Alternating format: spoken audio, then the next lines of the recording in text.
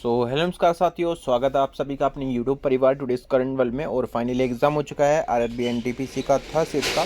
कौन कौन से यहाँ पर प्रश्न जो है यहाँ पर देखने को मिले हैं उन पर हम यहाँ पर चर्चा करने वाले हैं। तो वीडियो को स्टार्ट करने से पहले वीडियो को लाइक जरूर कर दीजिएगा और चैनल को अभी तक सब्सक्राइब नहीं किया तो चैनल को सब्सक्राइब कर लेगा। इससे होगा क्या, इससे ये होगा कि जो आने वाली जो नोटिफिकेशन होंगे वो आपको मिलते रहेंगे। ठीक है, आपको पॉपअप दिखाता रहेगा।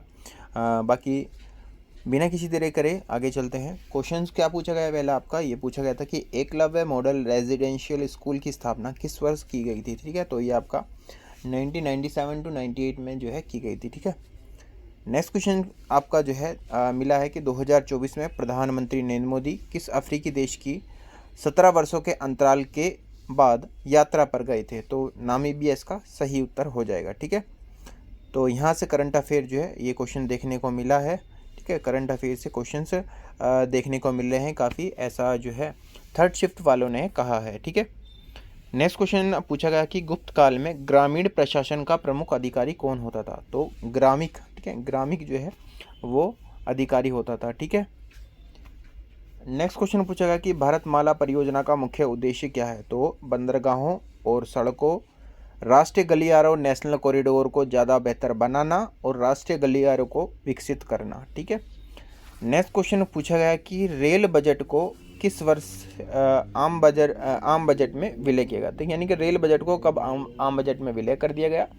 तो ये ईयर्स आपसे पूछा था, 2017 इसका ठीक आंसर हो जाएगा। ठीक है, नेक्स्ट क्वेश्चन पूछा है कि भारतीय राष्ट्रीय कांग्रेस की स्थापना किसने की थी। तो ये आपका ए.ओ. ह्यूम ने जो है की थी। ठीक है, तो ए.ओ. ह्यूम जो है आपका ठीक आंसर हो जाएगा। ठीक है, नेक्स्ट क्वेश्चन पूछा कि भारतमाला परियोजना के तहत लगभग कितने किलोमीटर सड़कों का निर्माण प्रस्तावित है। तो ये आपका लगभग जो है अनुमानित अगर आपसे बताऊं तो 34,800 किलोमीटर। ठीक है, नेक्स्ट क्वेश्चन पूछा गया कि भारत के 74वें संविधान संशोधन के अनुसार नगर निकायों के चुनाव किसके द्वारा कराए जाते हैं। तो ये आपका राज्य निर्वाचन आयोग, ठीक है, स्टेट इलेक्शन कमीशन जो है वो आपका कराता है। ठीक है, निम्न में से कौन पेट के एसिडिटी को कम करने के लिए उपयुक्त घरेलू उपाय है।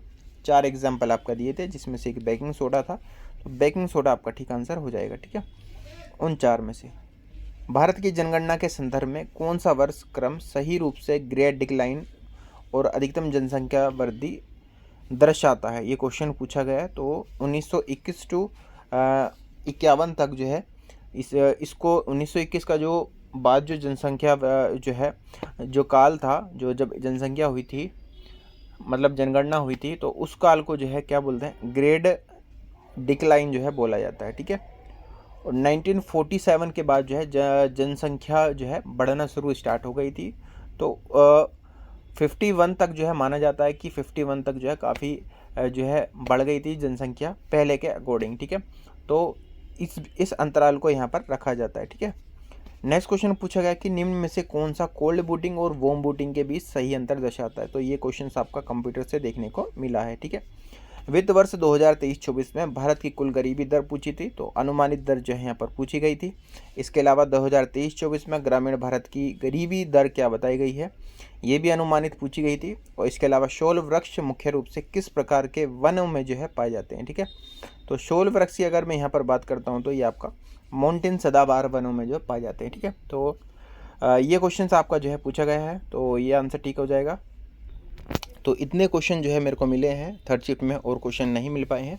तो जिनका भी थर्ड शिफ्ट में एग्ज़ाम था या फिर कोई इसमें क्वेश्चंस में एरर है वो आप ठीक करके बता दीजिएगा, या फिर जो है क्वेश्चंस अगर आपको याद है तो वो बता दीजिएगा। मैं उनको जो है मतलब अगर आपको क्वेश्चन बताने हैं तो एक ही कमेंट में जो सारे क्वेश्चन लिख दीजिएगा, फिर मैं उस कमेंट को जो है पिन कर दूंगा ताकि सभी बच्चों की जो है यहाँ पर हेल्प हो जाए। ठीक है, बाकी इसी तरह से मिलते आपके लिए लेकर आता रहूँगा रोज़ाना एनालाइज जब तक एग्ज़ाम होगा। बाकी ऑल द बेस्ट, बने रहेगा टुडेज़ करंट वर्ल्ड चैनल पर। ऑल द बेस्ट, जय हिंद, जय भारत।